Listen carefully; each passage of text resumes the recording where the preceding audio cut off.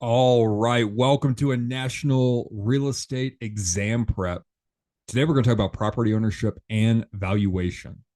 What we're going to do today is we're going to go over both of these subjects. We're going to do like a mini lesson. Hey, like here are the high ticket items that we need to be focusing on so that we understand these things. So when we get to the test, there might be some keywords, there might be some other things that are going to pop up that are going to truly help us, right? Then the second part of this is I have 10 questions. We have 10 questions at the very end relating to the topics that we're going to go over. I'll give you a couple seconds to look them over and to figure out the answers for yourself. Then what we'll do is I'll give you the answer as well as the explanation to why the answer is the answer. So let's jump into this thing. National real estate exam prep. Let's talk about types of liens and their impacts. So, firstly, what is a lien? A lien is a legal claim, right? This is a legal claim or charge against a property. A lien gives the creditor the right to sell the property if a debt isn't paid. And liens run with the land. They stick to the property, not the owner. All right. So we have two main categories when we are talking about liens. We have voluntary and we have involuntary. So a voluntary lien is just that. It is created with the owner's consent. And your biggest example of this is a mortgage, right? When we go out this and we're talking about a mortgage, the borrower is the mortgagor, the OR, the giver. The bank and the lender, they're the mortgagee, EE, they are the receiver. You voluntarily put a lien on your home. You go to a bank, you said, Mr. and Mrs. Lender, I would like to borrow $600,000. They say, well, what's the collateral that you're going to put down? You say, well, I'm going to use that $600,000 to buy a home. I'm going to put the home down as collateral. That is a voluntary lien. Your involuntary lien, right? This is without the owner's consent. So your examples, property taxes, mechanics liens, judgment liens, property taxes, right? No one's looking forward to paying property taxes. No one's going out and saying, hey, please put a lien on my home so I can pay property taxes. Nobody. Mechanics lien, yes, you went out and you had the work done. You didn't pay the vendor, right? You didn't go out and pay the contractor, and now you have a mechanics lien on your home. And then a judgment lien, right? We're going through, maybe we were in a car accident and we weren't able to pay, and there was a judgment. A judge went through and put a lien on the home. So the two main liens that we're going to look at, voluntary and involuntary. But then as we go through here, we got specific and general. All right. So specific, it's going to attach to only a single property. All right. So we have a specific lien. That specific lien is going to attach to one property. Now, what type of liens do that? Well, property tax lien, a mortgage lien, the mechanics lien. All of these are going to attach to the home. 123 Main Street. Then we have the general lien. All right. So your general lien is going to attach to all the property that you own. All right. So the general lien, what that's going to do is that's going to go through and that's going to be maybe on your boat, multiple properties, right? Wherever there is value, maybe it's your art collection. All right. So your specific lien attaches to the specific property. When it's the mechanics lien, it's the property that the contractor did the deck. Well, that's where they're going to attach that lien. When it's the property taxes, right? It's going to be on that property. Now, again, you go out and you get into that car accident, and now there's X amount of dollars that is owed. Well, that's going to be put on all of the property. So if there's anything that is sold, well, that money is going to be coming out of those proceeds. All right. So we have specific and we have general liens.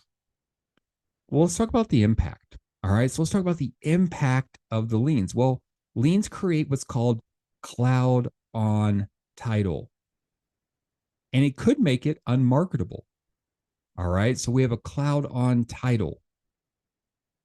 Most buyers and lenders won't close until the liens are cleared, right? We talk about a prudent buyer. A prudent buyer who is going through and they're looking at their title. They want to have marketable title. They want to make sure that all of the clouds on title have been cleared. All right. So they're going to go through, they're going to do their title search, right? Prudent buyers do title searches. They go through and they're going into the title and they're looking for the liens. And yes, most properties have some type of liens and encumbrances on them. They just want to ensure that most of those are going to disappear, at least the ones that are going to affect the title. So, what kind of impact on the property value can a lien have? Well, it could reduce the market value, right? If we're unable to clear some of those clouds on title, it might negatively impact the value of the home. And if it's negatively impacting the value of the home, well, we might also have less buyers that are interested or less buyers that can actually afford it. All right. So if we have less buyers that can actually afford to actually go through and remove the liens, right? Maybe the seller's not in a position. Maybe the seller's not in a position to remove these liens, and the new buyer, the new homeowner, is going to have to accept those encumbrances. Well, there's probably going to be less people because you might not be able to get an FHA loan.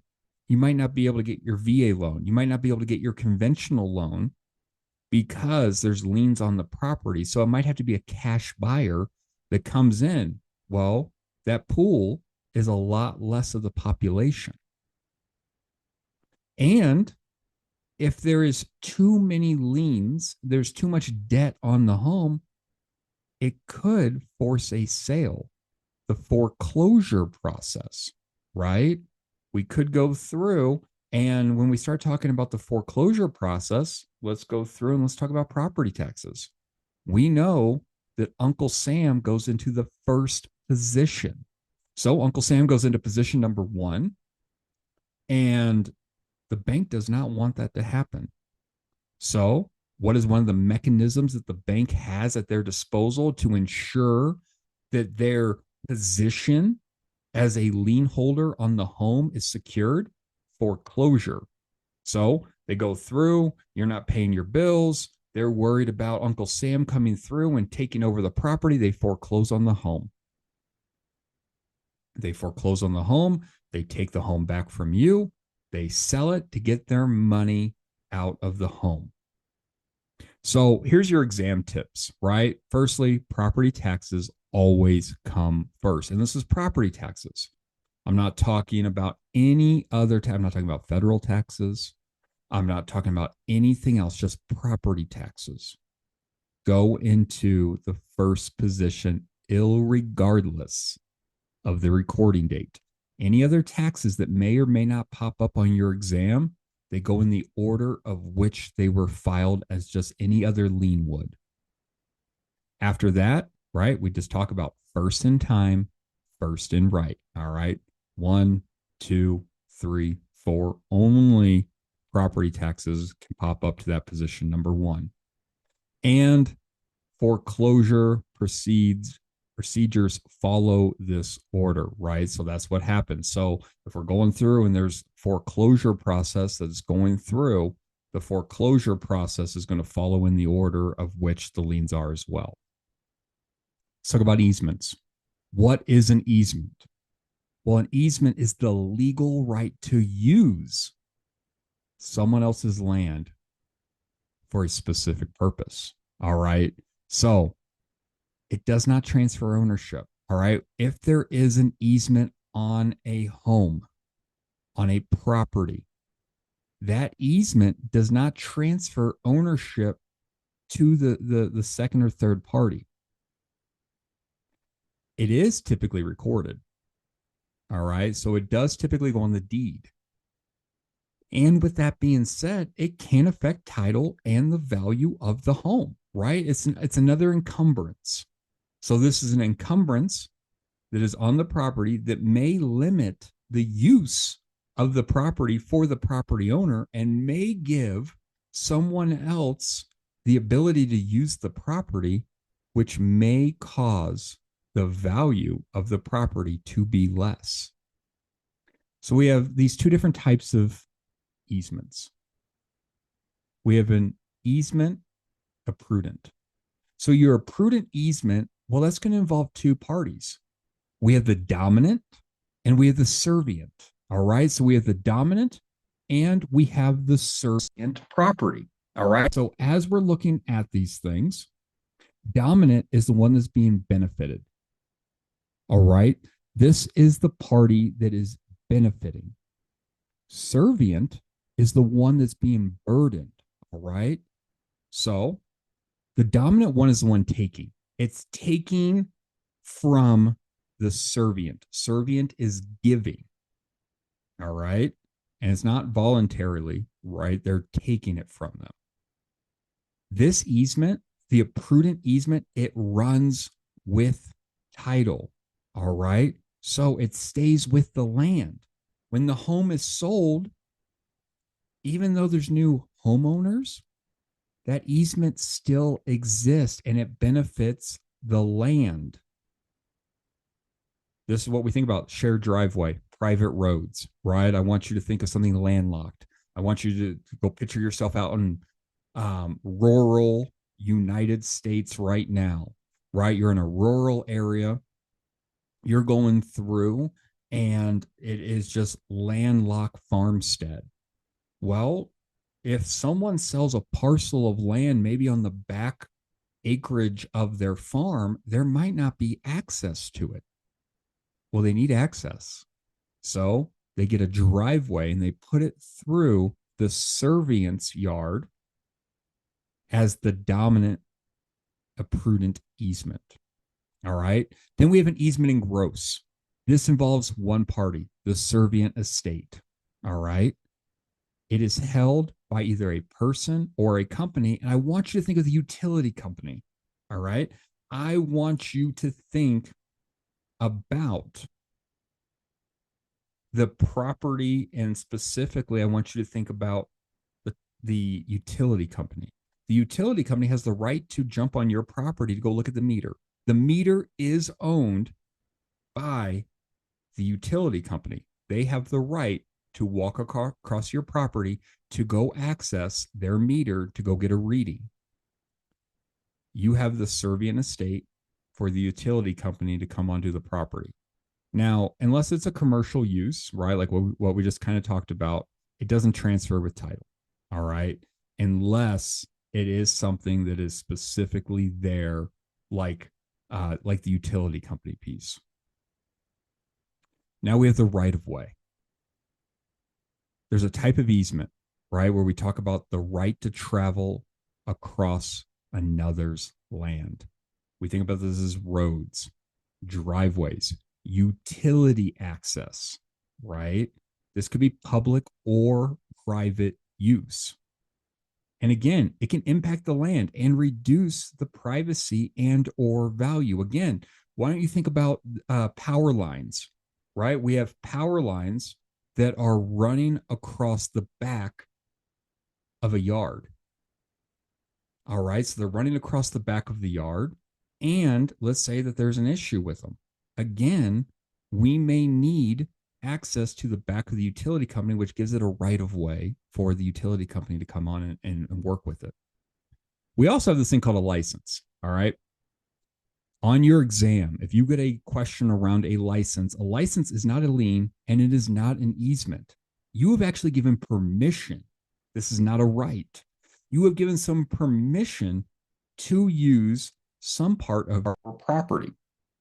And with that being said, it can be revoked at any time, you can say you no longer have permission to access my property. This does not run with the land. All right, so let's look at this example. You have hunting on someone else's land with their permission. Maybe you've given someone permission to go into your property and do some hunting. Well, if you were to give someone permission and maybe that permission was to your neighbor, well, when you go to sell the property or your neighbor sells, it doesn't stay with the neighbor and it doesn't go with the land. All right. So this is permission based that can be revoked at any time. Let's talk about the impact that easements have on title, the use, and the value. Firstly, on the title, easements are recorded. All right. They will be on the title search. Remember, prudent buyers are going to ask for a title search. They're going to ask for an abstract, right? They're going to ask for some kind of maybe attorney's opinion, a Torrens certificate. They're going to look for one of these things and they're going to see recorded easements. And if it's unclear on if they're what easements are in existence, it may make title unmarketable. The use with an easement can limit certain areas, right? It could actually go through and you might not have the full benefit to your property. Owners can't build on a restricted access where there is an easement existed, right? Like if we go through and we say that this is the path that the utility company needs, well, you can't build your she shed there, right? Like you cannot build on that frontage of the property. And then value, it could lower the value, right? If you have unusable space, right? Maybe you have the well, the oil in the backyard, right? And the companies need to come through to pump the oil and they need to be able to bring the trucks on your land. Well, that might lower the value of the land. It also may have no impact, right? Just like a utility company. The utility company accessing your property, read the meter, does not negatively impact your property. Now, here's your exam tips, right? Easements are non-possessory rights. The holder doesn't own or live on the land. Also, easements often run with the land and they transfer with title. Let's talk about CMAs, BPOs, and market valuation tools. So a CMA, that's your competitive or comparative market analysis. This is what you as future real estate agents will be doing. You're going to go through, and this gives an estimate of market value, right? What the market dictates the home is worth based on recent sales. Maybe they're active. Maybe they're expired listings. You're going to compile all of this information for your client.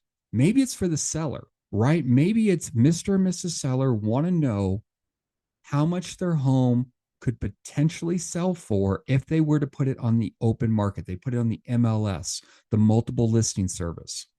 Maybe you have some buyer clients. Your buyer clients want to know, is this the market value of the home? Like, is the dollar amount that they're asking for, is that the true value of the property? Like, are we going to be overpaying for the home, or is this a great deal? This is not an appraisal, all right? A CMA done by a real estate agent for the purpose of market value is not an appraisal. It's a tool. It is not a formal valuation. It is what your home would potentially attract buyers to. This is the number. This is the tool that we use to come up with that number based off of recent sales, active listings, expired listings. Well, what's included in a CMA? Well, the subject property, right? We're going to go through this: location, its size, its age, the condition. We're going to look at comps. right? Around three at least. And we're going to go through and we're going to say which ones are the most important comps. Your active listings, that's the current competition. Here's the thing, you don't ever want to be the second cheapest, right? If you have two homes that are the exact same, you don't want to be the most expensive one. You want to be at or lower than your competition. They're going to look at expired listings. Why didn't this home sell? And you're going to go through and you're going to figure that out. And adjustments. You're going to make adjustments based on the differences, right? The bedrooms, the square footage, the updates. All right. That's your CMA. Well, then what's this BPO? Your BPO is your broker's price opinion. All right. This is usually requested by a lender. All right. And it's not a full appraisal. So this is like maybe a step above a CMA, but it is still not an appraisal. It's often used in foreclosures, short sales, and REO properties, which are a little bit fewer and far between here in the 2020-25. All right. So as we're looking at this thing, this could actually just be exterior or interior and exterior, right? This is being requested by a lender. A lender goes out and they say, hey, real estate agent, can you go out and tell me what the value of this home is? It's typically done by the real estate broker, right? Not typically a salesperson. All right. So in many states that don't have real estate agents that are brokers, salespeople are not going out and doing this. And it's typically a paid service, right? So you're actually going through and doing this for dollars for the lender. The lender has sent you out there because they're doing the foreclosure, the short sale, the REO, and they ask you, the real estate agent, to go out there. You take some photos, you do some analysis for them, and they pay you a flat fee.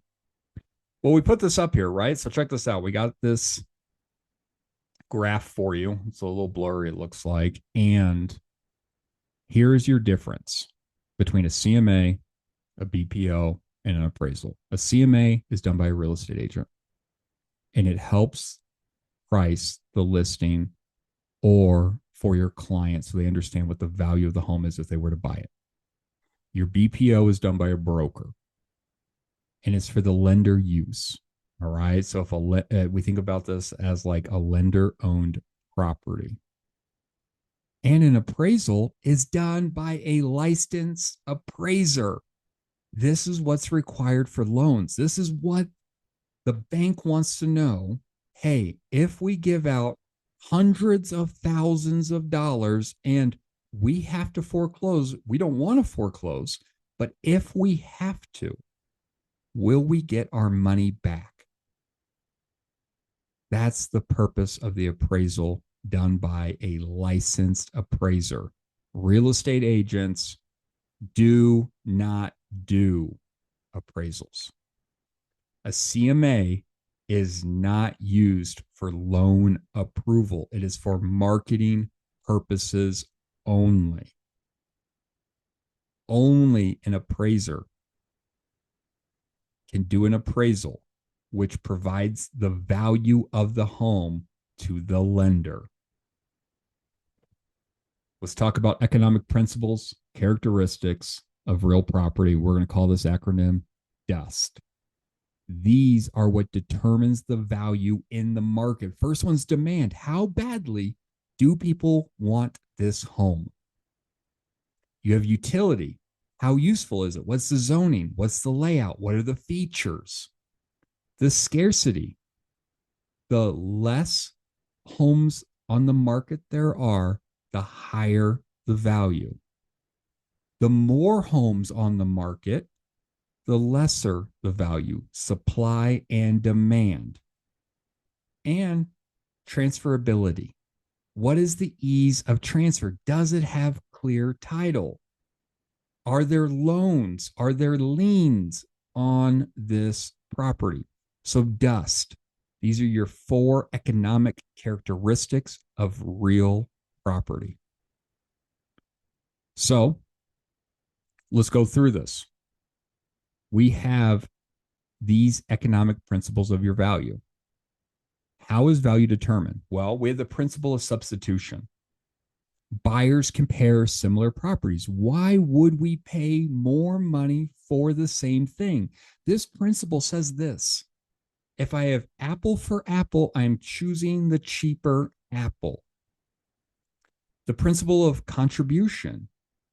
There might be a feature that adds value only if the market wants it.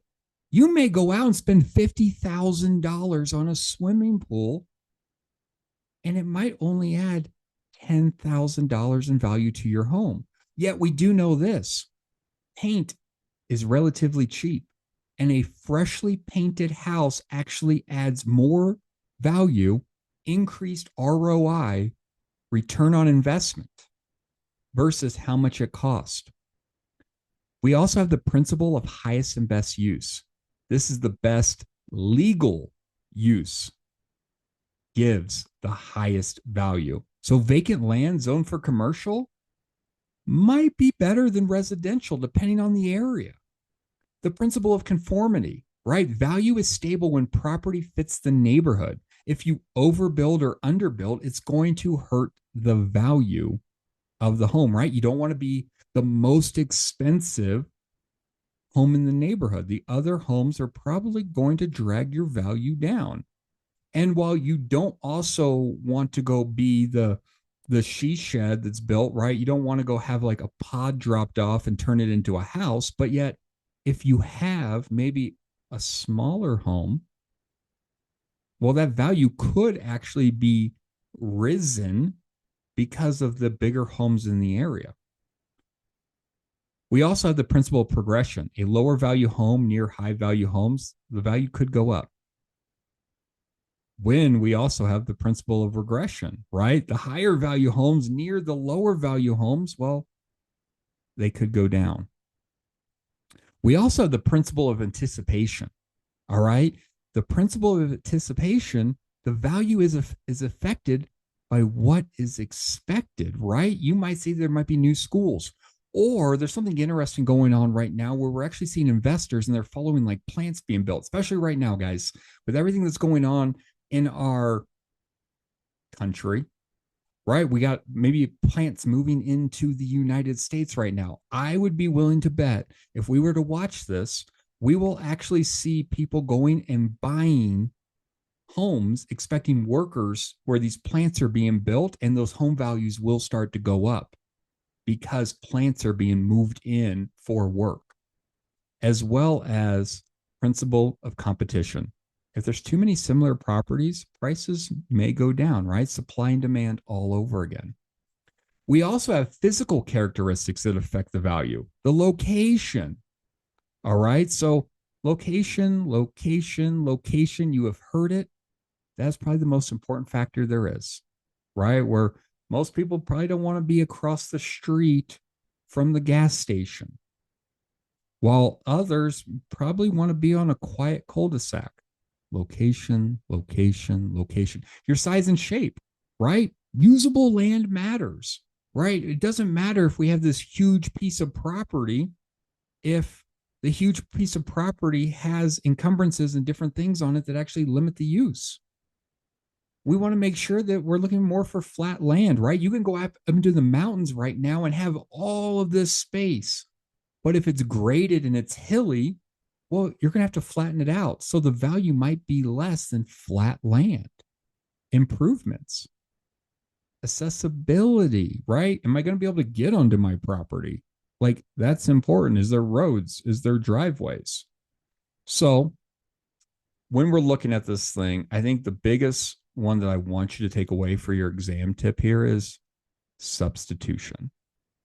Substitution is the basis of a CMA and appraisals. What is the lowest price for apples to apples? Because that is what the consumer is going to choose. They are not going to pick the second most expensive or the most expensive property in the neighborhood if there are similar apple for apple homes that meet their needs that are less expensive. So let's talk about the three approaches to value, right? These are your appraisal methods. And let's talk about your sales or your market comparison approach. Your question is, what have similar properties sold for? Similar properties sold for. This is your market comparison approach, your sales comparison approach. This is based on the principle of substitution again, right? The homes in the area. This is most common for residential properties, okay? You are most likely going to use the sales comparison approach for residential properties. You're going to be going through and looking at comps, right? You're going to have compares the subject property, the home that you're trying to find value for, the subject, and you're going to look at the comparables, the comps. All right. Your comparables are the ones that you're looking at to determine value for your subject. You adjust for the differences. All right. So here's your big one. You adjust to the comps. You adjust the comps up or down. You add a bedroom to the comp. You remove the bathroom from the comp. You never, ever, ever touch the subject. You move the comp up or down, not your subject property. So example, right? If the comp has a fireplace, but the subject doesn't, you're going to remove value from the comp. You're going to say, hey, I think a fireplace in this area is worth $5,000. So you're going to subtract $5,000 from the sales price of the comp to make the comp look more like your subject. Again, the best use for the sales comparison approach is homes in an active residential market. So let's talk about the cost approach. Your cost approach, what would it cost to rebuild it today? There's no comps. Maybe the property is unique. Think about a church, a school, a courthouse. You're not going to go down the street and find another one, right? Like you're going to go through. There's not a bunch of churches on the same block most of the time. There's not a bunch of courthouses on the same block, probably ever. There's not a bunch of schools down the same street, right? When you're going through, this is unique properties as well as new construction. Here's the thing, guys. If you have a brand new home built in a brand new community that looks nothing like the other communities around it, you're going to use the cost approach to start with. All right. I want you to know that for your tests. The cost approach for new construction, because what are you going to base it off of? You can't base it off of similar properties. This is a brand new neighborhood. You also want to know this. You never, ever depreciate land. Ever. We never depreciate land. This uses the reproduction cost or replacement cost, right? If it's a similar function and or the exact replica, that is how we're coming up with this value. Now, your depreciations that are going to affect the cost approach, well, it's physical. It's the wear and tear, right? How old is this thing? Your functional obsolescence. Maybe it's the poor layout of the home. Your external obsolescence. Maybe the gas station is across the street. This is for special use or new properties. And here's your evaluation. Its value equals land plus the cost to rebuild minus depreciation. Like this is your mathematical equation for this thing. You never, ever, ever depreciate land. And then we have the income approach. All right. So the income approach, what income does this property produce? That's the question you're asking when you are looking at this property. This is going to be used for income producing properties, rentals, apartments, shopping centers. You have two main methods when you're going through and you are using the income approach. This is your gross rent multiplier, your GRM, or your capitalization method, your cap rate. All right. Those are the two. And so when we're going through and we're talking about this, Your GRM is a quick estimate for residential rentals. Here's your equation. Value equals rent times the GRM, and they'll give you the GRM. Then we go through, and your cap rate is value equals your net operating income, your NOI, and then you divide it by your cap rate. All right. That's going to be how you figure out the value for these two things. So your GRM is going to most likely be residential rentals, while your cap rate is going to be commercial investment properties. This approach you're going to use for apartments, office buildings, malls. All right. So your sales comparison approach for your exam is most common for residential properties. Your cost approach is used when comps or income aren't available. And your income is for investment properties. All right, let's switch gears. The lesson is over. Let's look at some questions. So I have 10 questions lined up for you guys. Here's question number 1. Which of the following is a general involuntary lien? Is it a mortgage, mechanics lien, property tax lien, or judgment lien?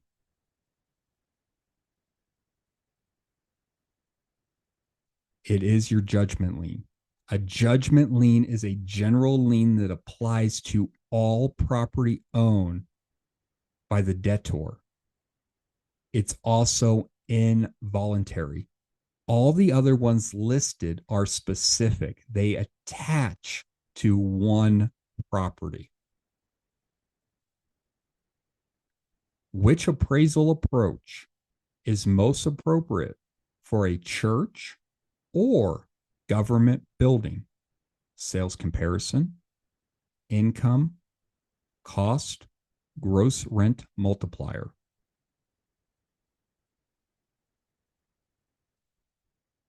Cost. Churches are special use properties with few or no comps. Cost approach works best when there are no market data or income. A property owner gives someone the right to fish in their pond. This is best described as easement in gross, easement of prudent, license, right of way. License. A license is a temporary permission to use property, and it can be revoked. An easement is a legal right and is typically recorded. A home is worth less because it's surrounded by rundown properties. Which principle applies? Progression, substitution, regression, or conformity?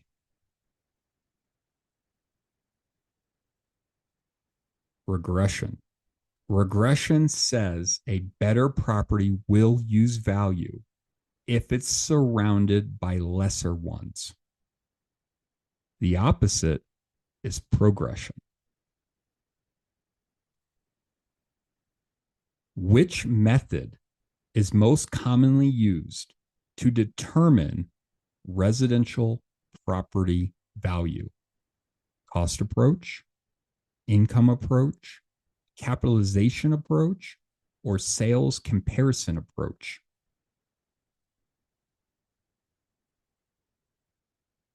Sales comparison approach. For single family homes, comparing comps is standard practice. It's based on the principle of substitution. A property's value increases due to a new light rail station being built nearby. This is an example of contribution, anticipation, substitution, or highest and best use. Anticipation. Anticipation is the principle that future benefits like nearby development will affect the present value. What is not included in a competitive market analysis, a CMA? Active listings, sold comps, expired listings, assessed value.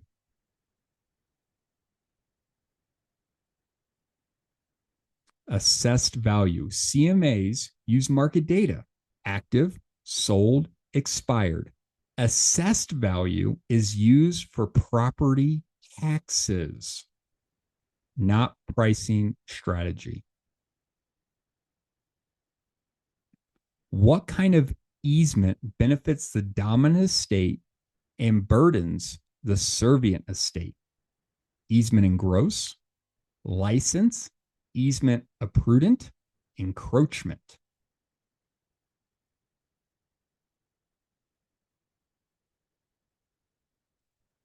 Easement imprudent. An easement imprudent involves two properties: the one who is the dominant and the one being used, which is the servient. Which principle says a buyer will not pay more if a similar property is available at a lower price? Substitution, conformity, competition, contribution.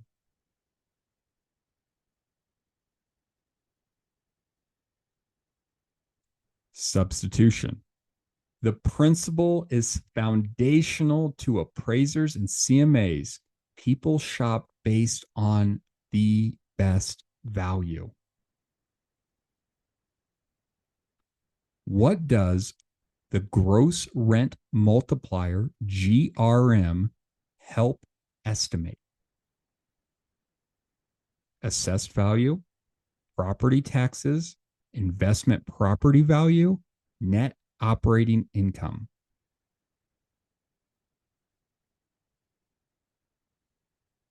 Investment property value. GRM is used for residential rental properties to quickly estimate value using monthly rent.